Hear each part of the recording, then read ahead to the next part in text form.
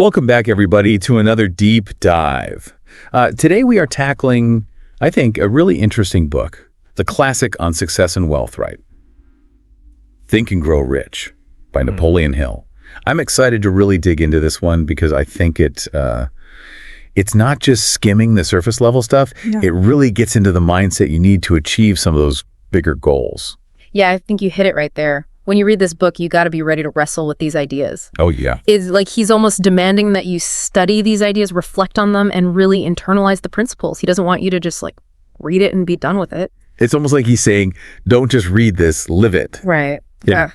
So yeah, listeners, I think you're in for a treat today because we're going to be talking about some really powerful concepts.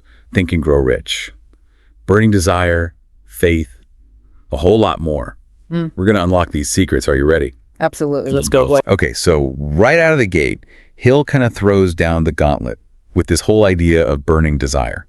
It's not enough to just want something, right? He's saying you really have to have this intense, all-consuming desire for it. And he argues that this is the foundation for pretty much any achievement. Totally. And it's not just wishing or hoping for something. It's about that desire that's so strong that it compels you to take action. Exactly. You're not just sitting on the couch visualizing it. You're taking action. You're moving towards it. Right. And a great example that always comes to mind for me is the story of Edwin Barnes. Oh, yeah. He was absolutely determined to work with Thomas Edison. And I think it's important. He didn't want to just work for Edison. He wanted to work with him. And for Barnes, this wasn't just a passing thought. This was his core driving desire. And what's amazing about that is he had no connections. He didn't even have the money to get a train ticket to go see Edison. Right. He was broke. But his desire was so strong, he hopped on a freight train just to meet the man. And he got there. And I think that story is so powerful because it shows you the level of commitment that comes with having that kind of desire. Now, Hill doesn't just stop there though, right? He gives these 6 specific steps to turn that burning desire into riches, like tangible riches. And of all the steps, the one that always gets me is the 6th one. It's seeing yourself in possession of the money before you actually have it. Yeah. How does that even work? Yeah, it's all about cultivating what Hill calls money consciousness. And I know it sounds a little woo-woo. Right. It sounds kind of out there. But really, when you think about it, it's not just magical thinking. It's a deep-seated belief in yourself that you're capable of achieving financial success. So it's about embodying that wealthy mentality before you even see the money. Right? Exactly. It's not about faking it until you make it. It's about believing it. It's about programming your mind to attract what you desire by already seeing yourself as having it. Hill also stresses the importance of faith. And it's interesting because he's not necessarily talking about religious faith here. It's about this unwavering belief in yourself. In your ability to achieve your goals. And he argues that you can cultivate this kind of faith through what he calls autosuggestion. Basically, you're using affirmations to reprogram your subconscious mind. And it's really powerful if you think about it. Yeah. I mean, you're essentially saying things like, I am successful, or I am wealthy, over and over again. Right. And the idea is that you're driving that into your subconscious. Until you start to believe it. And Hill even recommends writing these things down. Oh, yeah. Like writing down those affirmations. That makes a lot of sense. Reading them out loud multiple times a day. It sounds a lot like the visualization we were talking about. Yeah, it all ties in together. It's aligning your thoughts, your beliefs, and your actions with what you want to achieve. Now, what's interesting is Hill actually claimed that these steps were reviewed and endorsed by Andrew Carnegie and Thomas Edison, 2 of the most successful guys of their time. Absolutely. 2 giants. So that gives it some credibility. Huge credibility. Right. Speaking of successful individuals, we have to talk about the story of Charles M. Schwab, who was instrumental in the creation of U.S. Steel. Oh, yeah. So picture this. It's 1900. You're at this lavish dinner party, and Schwab, this young steel magnate, stands up and just gives this totally impromptu 90-minute speech about the future of the steel industry. And he wasn't just talking about steel. He had this vision of consolidating the entire industry, making it into something much bigger and more powerful. It was a really bold idea. It was, and his belief in this idea was so contagious that he ended up convincing Andrew Carnegie himself. The steel titan. The steel titan to actually buy into this crazy scheme. It's amazing. And if that wasn't enough, J.P. Morgan, the finance guy, king of finance, was at that dinner. He was. And he heard this speech, and at first he was skeptical, but then Schwab was so passionate And his faith in this idea was so strong Yeah. that he ended up financing the whole The whole thing, which led to the birth of U.S. Steel. Talk about a testament to the power of imagination, right? And faith? And faith, absolutely. Yeah. And also a well-defined plan. Definitely. And I think the thing that comes up again and again, Persistence. persistent. You got to be persistent. Hill really hammers that home, doesn't he? He uses that example of Muhammad and the rise of Islam to show how persistence, even in the face of all these obstacles, can lead to incredible success. He even gives you like 4 steps to developing persistence. Yeah, there's an actual framework for it. There is a definite purpose backed up by burning desire, a plan that you put into action, closing your mind off to all negativity and having a good alliance of people around you. And he really emphasizes guarding your mind against negativity and applying these steps to all 13 principles in the book, right? Yep. There's no substitute for persistence. No substitute. And he also says something else like, every failure brings with it the seed of an equivalent advantage, right? It's like, don't be afraid to fail because you learn from it. That's such a good way to look at it, you know? It's not about avoiding failure, it's about growing from it. Exactly. And, since we were talking about having good people around you, we got to talk about the mastermind principle too. Yeah, what is that all about? So Hill believed that if you surround yourself with like-minded, supportive people, Yeah. it's like having your own personal board of advisors, your mentors, your cheerleaders, all in one. Right. And it makes sense. We're not really meant to go through life alone. Yeah. Now, Hill doesn't shy away from the topic of failure either. In fact, he gives you 30 major causes of failure. 30. 30. Some of them are so relatable, like procrastination, Yeah. lack of self-discipline, But then he digs into some that are not as obvious. right? Like choosing the wrong life partner That's a big one. or being overly cautious. Or spreading yourself too thin. He calls them jacks of all trades, right? Like mastering nothing. Exactly. So it's really like this checklist of how to self-sabotage. But the point is to understand these pitfalls. Yeah, that's what I was going to say. So we can be proactive instead of reactive. Exactly. It's about being self-aware and making choices that line up with your goals. Okay, now this is where things get a little interesting because Hill talks about this concept of a sixth sense. Ooh, But we're not talking about like seeing ghosts or predicting the future here. not that kind of sixth sense. It's more about this intuitive knowing, that gut feeling that guides you towards making the right decisions. You know what I mean? That little voice inside that says, this feels right, or maybe this isn't the best idea. Yeah, like your internal compass or something. Exactly. Now, Hill was kind of vague on the details, He was but he described it as this connection to infinite intelligence. almost like a spiritual thing. Yeah, so it's definitely a more esoteric aspect of his philosophy, wouldn't you say? Absolutely. It's a little bit out there, but he believed that developing this sixth sense was key to achieving lasting success. And he encourages the reader to go back and reread this chapter Oh, really? later, to get deeper insights into it. I gotta admit, that part left me with a lot of questions. I mean, if these great minds, if they're tapping into this intuitive wisdom, maybe there's something to it, right? Yeah, I mean, it definitely makes you think about the role of intuition in our lives. How much do we listen to our gut? It's a great question for listeners to think about. Definitely. Now, let's shift gears a little bit and talk about this idea of the devil's workshop. Okay. Now, he's not talking about an actual physical place. He's talking about a state of mind. A state of mind where we're vulnerable to negativity. Exactly. And this negativity can come from outside, like from Right. toxic people, Yeah, bad environments or it can be internal, like our own limiting beliefs, those self-sabotaging thoughts. that we tell ourselves. Yeah.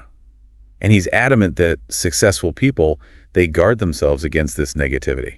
At all costs. It's like protecting your mental and emotional space. Totally. And he even gives you this list of 28 questions for self-analysis, like a checklist, to help you identify where you might be vulnerable to these negative influences. It's a good way to check in with yourself. Yeah, like a personal inventory of your mental and emotional state. That's a great way to put it. Yeah. But all this sounds great in theory, right? Right. Where do we actually find the opportunities to put these principles into practice? Well, Hill was a big believer in the American dream, right? He was. He argued that the capitalistic system, even with its flaws, provides a framework for individuals to create wealth through hard work, through innovation, through a commitment to serving others. It's about providing value, Yeah, right? exactly. And he actually uses this example of a simple breakfast, just a basic breakfast, to illustrate this. It's a really good example. Yeah, because when you break it down, there's this whole network of resources and labor That goes into producing that breakfast. that goes into just getting that meal to your table. It's mind-blowing when you think about it. And it highlights the interconnectedness of the whole system. Of the whole economic system, yeah. And he really emphasized the role of organized capital. Like businesses and investors. Right. Yeah. In driving innovation and progress. So he's saying that they play a crucial role in creating opportunities for individuals to actually succeed. Yeah, he wasn't naive. He acknowledged the downsides. Right, like greed and corruption, exploitation. Yeah, all of that. But he maintained that the potential for wealth creation, the potential for individuals to succeed, outweighs those drawbacks. And he even challenged critics of the system, the people who complain about it. Yeah. He said, hey, if you're not happy here, go try your luck in another country. That's a bold statement. It is. But it reflects his belief in the potential of the American dream. Yeah.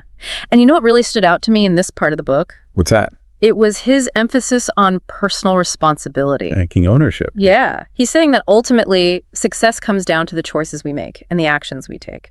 It's not about waiting for opportunities. It's about creating them. So no excuses. No excuses. He even goes as far as to say, there is but one dependable method of accumulating and legally holding riches, and that is by rendering useful service. No system has ever been created by which men can legally acquire riches through mere force of numbers or without giving in return an equivalent value of one form or another. Basically, you can't get something for nothing. Right. It's about creating value, offering something useful. What goes around comes around. Yeah, it's about playing the long game, building success on integrity and ethical principles. So we've covered a lot. Burning desire, faith, persistence, mastermind. But there's one more crucial piece. Hill dedicates a whole chapter to decision-making. Yeah. He's saying that the ability to make clear, decisive choices is absolutely essential Essential. for success. Yeah. And he uses all these examples, historical figures like Lincoln, Socrates. Socrates, even the signing of the Declaration of Independence. He's showing that these major achievements often depend on that willingness to take calculated risks. To stand by your convictions. Exactly. And he doesn't sugarcoat it. He acknowledges that big decisions often come with big consequences. Yeah, but he also points out that indecision can be paralyzing. Right. It can hold you back. It's better to take action, even imperfect action, than to get stuck in analysis paralysis. It's like that saying, not making a decision, eyes making a decision. Exactly. Now, when it comes to fear, Hill provides this framework for understanding and overcoming those fears. Yeah, the fears that hold most of us back. He calls them the 6 ghosts of fear. Okay, what are those? Fear of poverty, fear of criticism, fear of ill health, fear of loss of love, fear of old age, and fear of death. Those are some pretty heavy hitters. They are, but they're fears that resonate with almost everyone, right? I mean, who hasn't worried about those things at some point? Exactly. Like he captured all the anxieties that keep us up at night. And what's interesting is that he believed these fears are often based on false beliefs. Oh yeah, like negative programming from our past experiences. From society, our Even upbringing. from the things we tell ourselves. Yeah. Exactly. So it's not that these fears are inherently bad. It's about understanding where they come from and whether they're actually helping us or holding us back. And challenging them. Like, are they valid?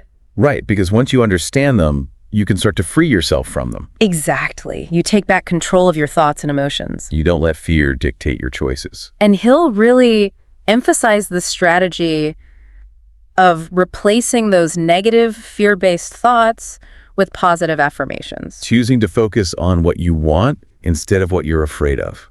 Right. And this all connects back to faith, to that unwavering belief in yourself that we talked about earlier. It's almost like fear and faith are two sides of the same coin, right? You get to choose which side you focus on. And that choice will determine where you end up. Absolutely. Wow, that was a lot. We've covered so much ground.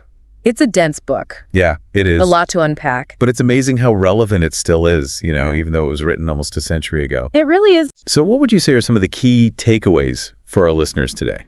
I think the book really highlights the power of burning desire, the importance of having a definite plan, the role of persistence, faith, and the potential of having a mastermind group. But maybe the most important takeaway is this. Success is not about luck or circumstance. It's about actively creating the right mindset and taking consistent action towards your goals. So it's about taking control of your destiny, really. Yeah, Hill is essentially saying that you are the architect of your own success. So the question for our listeners today is this. What is your burning desire? And what's that first step you can take right now to start making it a reality? We'll leave you with that question to ponder. And he even goes so far as to call out the jack of all trades. You know, those folks who spread themselves too thin and never really master any one thing. Yeah, it's like a recipe for mediocrity almost. It is. It is. But like you were saying before, the real value here is in recognizing these pitfalls so we can identify them and work on them. Right. So we can address them. Be proactive instead of reactive. Exactly. And Hill isn't saying dwell on the negativity or anything like that, but more use it as like a springboard for growth. Yeah, become more self-aware and start making conscious choices that are actually in alignment with our goals. Exactly. Okay, there's this one concept in Think and Grow Rich that always sparks debate, and it's the sixth sense. Ooh. And no, we're not talking about, like, seeing dead people. Not that kind of sixth sense. Or predicting the future, like, premonitions or anything. It's more about cultivating this kind of intuitive knowing. Yeah, a gut feeling. Yeah, your gut feeling that guides you towards making the right decisions. It's that voice that says, hey, this feels right, or, something's not right here. Yeah, it's like that inner wisdom. Exactly. Now, Hill doesn't really give a whole lot of concrete details about it. No, he was pretty vague about it. But he described it as this connection to what he called infinite intelligence. It was like a spiritual connection. Right, so it's definitely one of the more esoteric aspects of his whole philosophy, I think. Absolutely. But he was very clear in his belief that developing this sixth sense was crucial for lasting success. Yeah, and what's even more interesting is that he suggests revisiting that chapter later for deeper insights. Oh, really? Like once you've kind of digested everything else. I got to admit, that part left me with more questions than answers. Me too.